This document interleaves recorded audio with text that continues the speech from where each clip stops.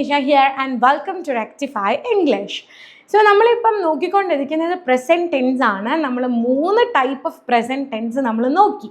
അപ്പം നിങ്ങൾ ആരെങ്കിലും ആ വീഡിയോസ് കണ്ടിട്ടില്ല എന്നുണ്ടെങ്കിൽ നിങ്ങൾ പോയി കാണണം. കാരണം എന്താണ് എന്ന് വെച്ച് കഴിഞ്ഞാൽ നിങ്ങൾ എന്തായാലും ആ ഒരു പ്രസൻറ്റ് ടെൻസിൻ്റെത് കണ്ടു കഴിഞ്ഞാൽ മാത്രമാണ് ഇത് നിങ്ങൾക്ക് മനസ്സിലാക്കാൻ പറ്റുന്നത്. ഓക്കെ, അപ്പം ഇന്ന് നമ്മൾ നോക്കാൻ പോകുന്നത് പ്രസൻറ്റ് പെർഫെക്റ്റ് കണ്ടിന്യൂസ് ടെൻസ് ആണ്.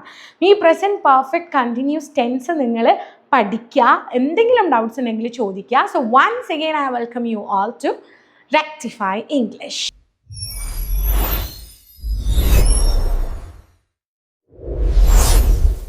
ക്ലാസ്സിലേക്ക് പോകുന്നതിന് മുൻപായിട്ട് നിങ്ങൾക്ക് ആർക്കെങ്കിലും നമ്മുടെ ക്ലാസ്സസ് ഇഷ്ടപ്പെടുവാണ് എന്നുണ്ടെങ്കിൽ സബ്സ്ക്രൈബ് ചെയ്യണം, നമ്മളെ സപ്പോർട്ട് ചെയ്യണം. അതേപോലെ തന്നെ നിങ്ങൾക്ക് ആർക്കെങ്കിലും നമ്മുടെ പേഴ്സണൽ ആയിട്ടുള്ള ക്ലാസ് വേണം, ഇൻ്റർവ്യൂ ക്ലാസ്, അതേപോലെ തന്നെ കോൺഫിഡൻസ്, ഇങ്ങനെയുള്ള ഏത് ക്ലാസ് വേണം എന്നുണ്ടെങ്കിലും അതല്ല കോൺഫിഡൻസ് ലെവലും നിങ്ങളുടെ കാര്യങ്ങളൊന്നും ശരിയായിട്ട് വരുന്നില്ല, അപ്പോൾ ഒരു പേഴ്സണൽ ട്രെയിനിങ് ഒക്കെ ആവശ്യമാണ് എന്നുണ്ടെങ്കിൽ നിങ്ങൾക്ക് നമ്മളെ ഡയറക്റ്റ്ലി കോൺടാക്ട് ചെയ്യാവുന്നതാണ്. കോൺടാക്ട് നമ്പർ ഓൾറെഡി കൊടുത്തിട്ടുണ്ട്. പ്രസൻറ്റ് പെർഫെക്റ്റ് കണ്ടിന്യൂസ് എന്താണ് എന്ന് നമുക്ക് നോക്കാം. ഇതിലേക്ക് നോക്കിക്കേ. Present perfect continuous is N action that starts in the past. Okay, ഒരു ആക്ഷൻ ആണ്. ആ ആക്ഷൻ എപ്പോൾ സ്റ്റാർട്ട് ചെയ്തിട്ടുണ്ടാവും? പാസ്റ്റിൽ സ്റ്റാർട്ട് ചെയ്തിട്ടുണ്ടാവും. അതായത് മുൻപേ തുടങ്ങിയിട്ടുള്ള എന്തെങ്കിലും ഒരു പ്രവൃത്തി. Okay, still continuing or recently stopped but have result now. Okay, ഫസ്റ്റത്തെ പോയിന്റ് എന്താണ്? Still continuing. ഏതോ ഒരു ആക്ഷന് അത് മുമ്പേ തുടങ്ങിയിട്ടുണ്ടാവും, പക്ഷെ ഇപ്പോഴും അത് ഓൺ ഗോയിങ് ആയിരിക്കും, ഇപ്പോഴും നമ്മൾ അത് ചെയ്തുകൊണ്ടിരിക്കുകയായിരിക്കും. അല്ലെങ്കിൽ recently stopped but have result now. നമ്മൾ ഈ അടുത്ത് നിർത്തിയിട്ടുണ്ടാവും, പക്ഷേ അതിൻ്റെ റിസൾട്ട് ഇപ്പോഴും നമ്മൾ അനുഭവിക്കുന്നുണ്ടാവും. അതായത് ആ ആക്ഷൻ, ആ പ്രവൃത്തി നമ്മൾ ഓൾറെഡി നിർത്തി വെച്ചിട്ടുണ്ടാവും, പക്ഷെ അതിൻ്റെ റിസൾട്ട് ഇപ്പോഴും ഉണ്ടാവും. ഇങ്ങനെയുള്ളതിനാണ് നമ്മൾ എന്ത് യൂസ് ചെയ്യുന്നത്? പ്രസൻറ്റ് പെർഫെക്റ്റ് കണ്ടിന്യൂസ് യൂസ് ചെയ്യുന്നത്. ഈ കണ്ടിന്യൂസ് വേർഡ്സ് നോക്കിക്കഴിഞ്ഞാൽ തന്നെ നിങ്ങൾ മനസ്സിലാക്കുക എന്താണ് അത് ഇപ്പോഴും നടന്നുകൊണ്ടിരിക്കുന്ന കാര്യമായിരിക്കും. ഓക്കെ, അപ്പം ഒന്നെങ്കിൽ അത് പാസ്റ്റിൽ തുടങ്ങിയിട്ട് ഇപ്പോഴും നടന്നുകൊണ്ടിരിക്കുന്നുണ്ട്, അല്ലെങ്കിൽ പാസ്റ്റിൽ തുടങ്ങിയിട്ട് റിസൾട്ട് ഇപ്പോഴും ഉണ്ട്. അതാണ് പ്രസൻറ്റ് പെർഫെക്റ്റ് കണ്ടിന്യൂസ്. ഇനി നമ്മൾ കുറച്ച് എക്സാമ്പിൾസും കാര്യങ്ങളൊക്കെ നോക്കുന്ന സമയത്ത് ഡീറ്റെയിൽ ആയിട്ട് മനസ്സിലാക്കാൻ പറ്റും. ഓരോ പ്രസൻറ്റ് ടെൻസിൻ്റെയും ഫോർമുലാസ് പഠിച്ചിട്ടുണ്ട്.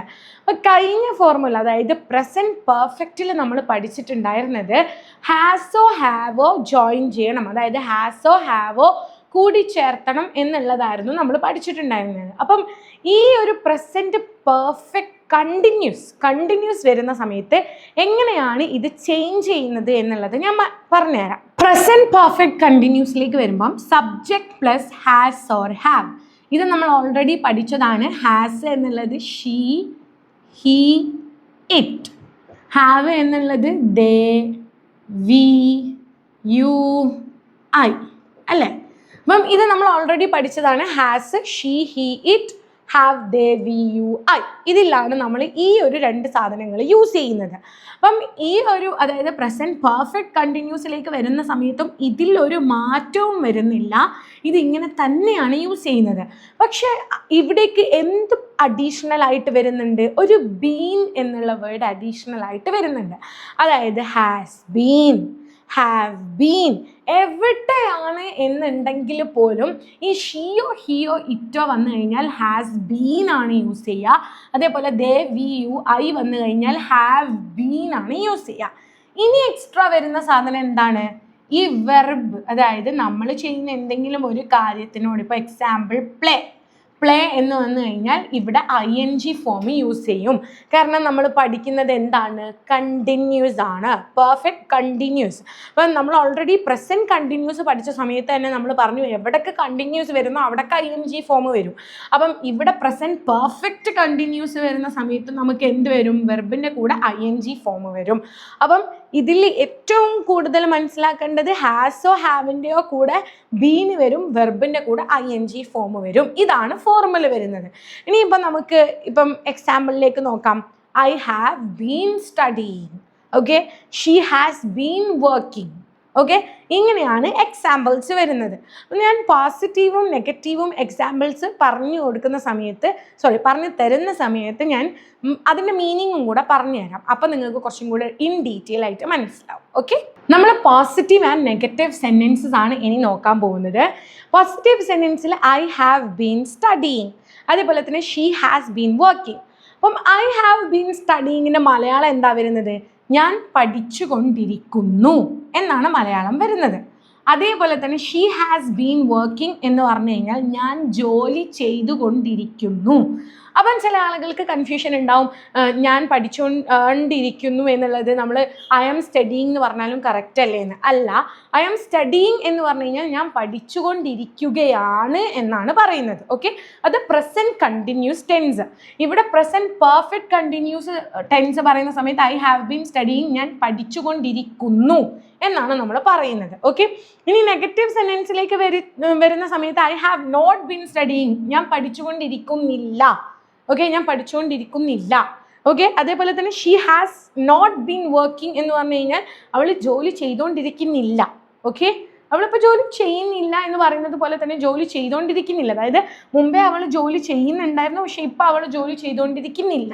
ഓക്കെ, ഇങ്ങനെയാണ് നമ്മൾ പോസിറ്റീവും നെഗറ്റീവും പറയുന്നത്. ഇനി നമുക്ക് ക്വസ്റ്റ്യൻ ഫോർമാറ്റും കൂടെ നോക്കാം. നമ്മൾ ക്വസ്റ്റ്യൻ ഫോർമാറ്റിലേക്ക് വരുന്ന സമയത്ത് നമ്മുടെ ഫോർമാറ്റ് ഇങ്ങനെയാണ് വരുന്നത്: has or have plus subject ഏതാണ്? ഐ യു വി അല്ലെങ്കിൽ ഷീ ഹി ഇറ്റ് ആയിരിക്കും സബ്ജക്റ്റ് വരിക, plus been plus verb plus ING. Okay, ഫോർമാറ്റിൽ ആകെ വരുന്നത് ഈ സബ്ജക്റ്റ് ഇങ്ങോട്ടായിട്ട് വരും, ദെൻ ബീൻ ആണ് വരിക. സബ്ജക്റ്റ് കഴിഞ്ഞിട്ടാണ് ബീന് വരിക, അതാണ് ശ്രദ്ധിക്കേണ്ടത്. Okay, has or have subject plus been plus verb plus ING. അപ്പം ഇവിടേക്ക് നോക്കിക്കേ, ഒരൊറ്റ എക്സാമ്പിൾ നമുക്ക് നോക്കാം. എക്സാമ്പിൾ വരുന്നത് have you been studying. Okay, എന്താണ് ഹാവ് യു ബീൻ സ്റ്റഡിയിങ്? അപ്പം നമ്മളുടെ മീനിങ് എങ്ങനെയാണ് വരിക? നിങ്ങൾ അല്ലെങ്കിൽ നീ പഠിച്ചുകൊണ്ടിരിക്കുകയാണോ? ഓക്കെ, നീ പഠിച്ചുകൊണ്ടിരിക്കുകയാണോ എന്നാണ് വരുന്നത്. അപ്പം ഇതന്നെ പ്രസൻറ്റ് കണ്ടിന്യൂസിലേക്ക് നോക്കുമ്പോൾ നമ്മൾ എന്താ പറയുക? ആർ യു സ്റ്റഡിയിങ് അല്ലേ നമ്മൾ ചോദിക്കുക. അപ്പോൾ അതിൻ്റെ മീനിങ് എന്താ വരുന്നത്? അതിൻ്റെ മീനിങ് വേറെ ഒന്നുമല്ല, നീ ഇപ്പോൾ പഠിക്കുകയാണോ? ഇതിൻ്റെ മീനിങ് എന്താ വരുന്നത്? പഠിച്ചു കൊണ്ടിരിക്കുകയാണോ? അപ്പം ഇതിൻ്റെ രണ്ടിൻ്റെയും വ്യത്യാസം മനസ്സിലായോ ഇപ്പം? അതാണ് ചേഞ്ച് ആയിട്ട് വരുന്നത്. ഓക്കെ, അപ്പം നമ്മൾ പോസിറ്റീവായിട്ടുള്ള സെൻറ്റൻസ് നോക്കി, നെഗറ്റീവായിട്ടുള്ള സെൻറ്റൻസ് നോക്കി, അതേപോലെ തന്നെ ക്വസ്റ്റ്യൻ ടാഗും നോക്കി. ഇതിൽ ഫോർമാറ്റ് നമ്മൾ കറക്റ്റായിട്ട് മലയാളം പഠിച്ചു കഴിഞ്ഞാൽ നമുക്ക് കുറച്ചും കൂടെ ഈസി ആയിട്ട് യൂസ് ചെയ്യാൻ പറ്റും. പിന്നെ നിങ്ങൾ എപ്പോഴും ശ്രദ്ധിക്കുക, ഈ ബീന് വരുവാണ് എന്നുണ്ടെങ്കിൽ അത് പെർഫെക്റ്റ് കണ്ടിന്യൂസ് ആയിരിക്കും. അതാണ് ഇപ്പോൾ സെൻറ്റൻസ് കണ്ടിട്ട് നിങ്ങൾക്ക് ഏതാണ് മനസ്സിലാക്കണം എന്നുണ്ടെങ്കിൽ അതിനുള്ള ഏറ്റവും വലിയൊരു ഉദാഹരണമാണ് ഈ bean plus ING form. Okay, ഇത് രണ്ടും മാത്രം ശ്രദ്ധിച്ചാൽ മതി. ഇത് present perfect continuous, PPC, present perfect continuous ആയിരിക്കും. ഓക്കെ, അപ്പം ഇന്നത്തെ ക്ലാസ് കുറച്ചും കൂടെ മനസ്സിലായിട്ടുണ്ടെന്ന് വിചാരിക്കുന്നു. ഇല്ലെങ്കിൽ പെട്ടെന്ന് മനസ്സിലാവുന്ന ക്ലാസ് അല്ല.